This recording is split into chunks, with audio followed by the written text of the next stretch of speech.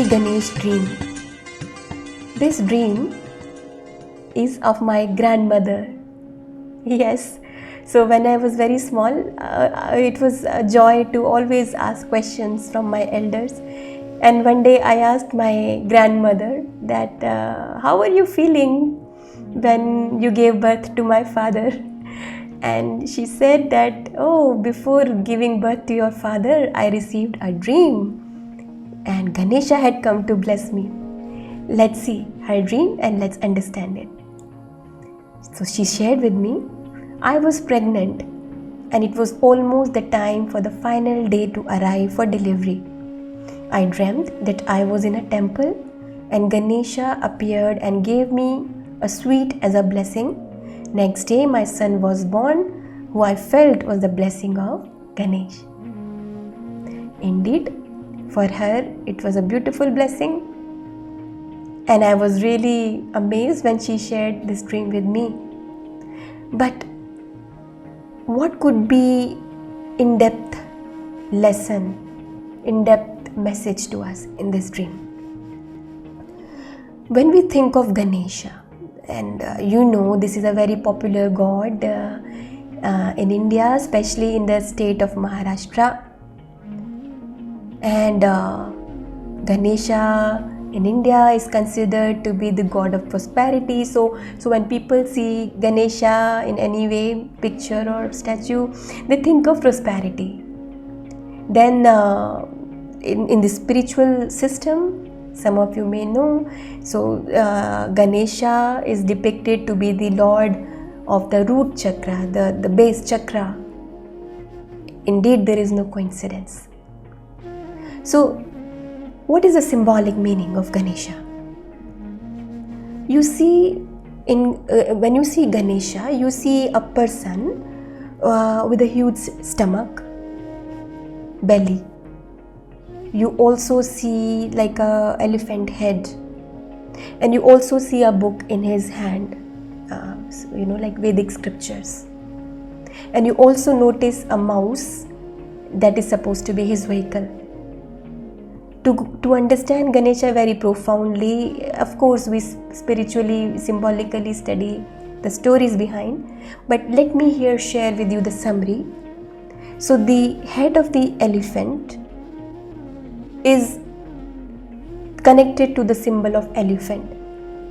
So elephant is an animal, but we all know that it has big brain, so mind. So remember, it's an ancient symbol.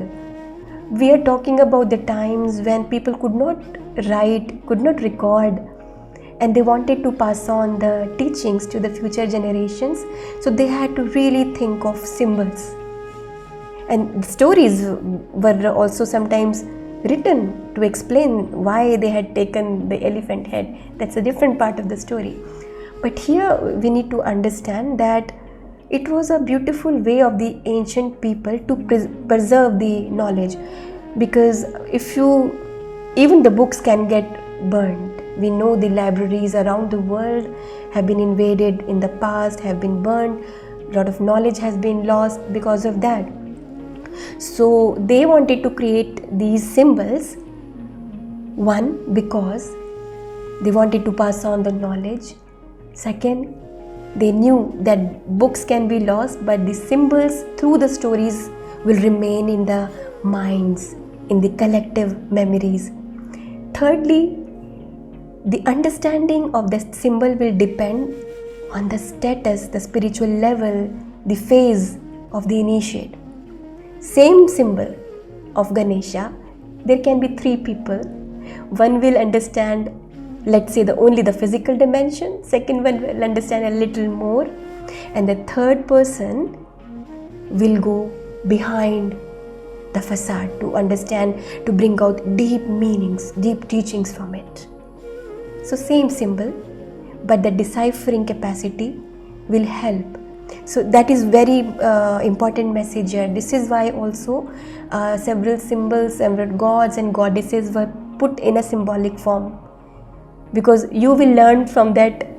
It's just like in the book. You read a book and you think it's a story. Another person reads a book It's spiritual, it's life changing for them, and they no more are a same person. So same thing with the statues. But so coming back to Ganesha, so the elephant head is because they wanted to show big brain, mind of Ganesha, and the trunk, the nose is related to root chakra, smell. It's a very subtle sense in the like we have taste, smell, etc. So smell. So the long trunk is related to profoundly understanding your memories in the root chakra, because the trunk is considered to be the nose here in the Indian spiritual system. Then we see the belly. So of course, having a belly like this, if you think of the current age, it's not a sign of healthy belly.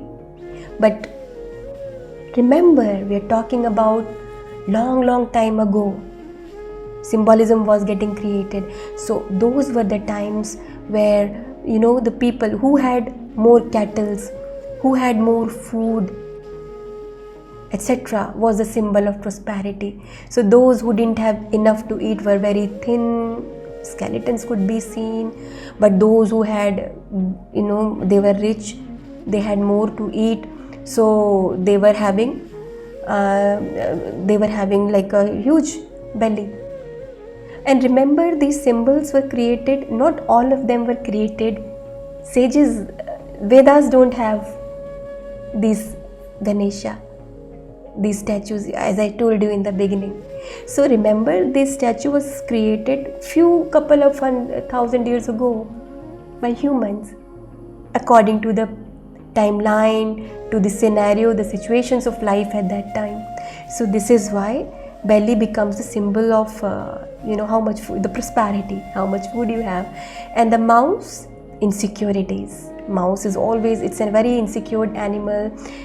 It will take food and go out and bring more food, search, think a lot about the rainy days, etc. So vehicle, mouse, it's like, to have prosperity, you need to transcend your insecurities. One needs to learn to advance without insecurities. But then how to depict it? This was the way for them to depict it. Because if in the modern times, if we had to create Ganesha, we could depict it in a modern way. Slim body, with the normal nose, etc. And then, because with that image, we will have descriptions like a voice note or books to attach to explain to the future generation. But in that period of time, they had to do it through symbolism.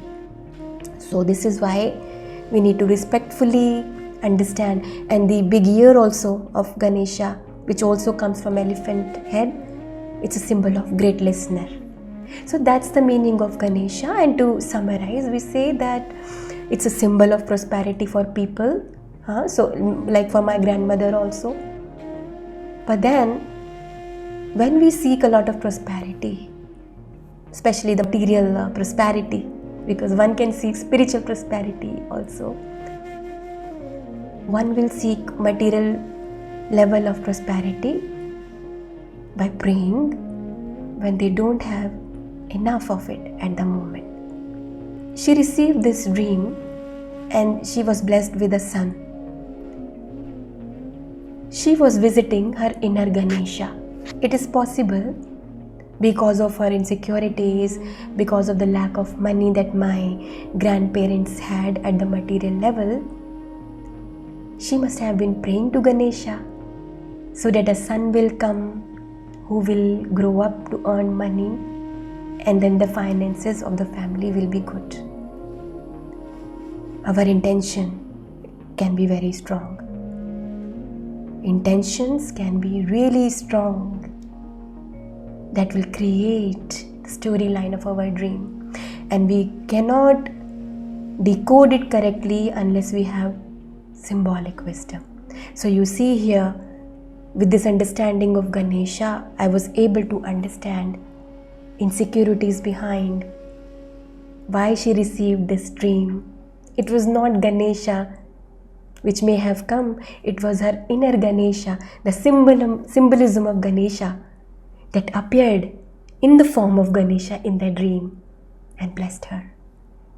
And of course, my father, that is her son, was amazing, really amazing a person who helped the entire family also.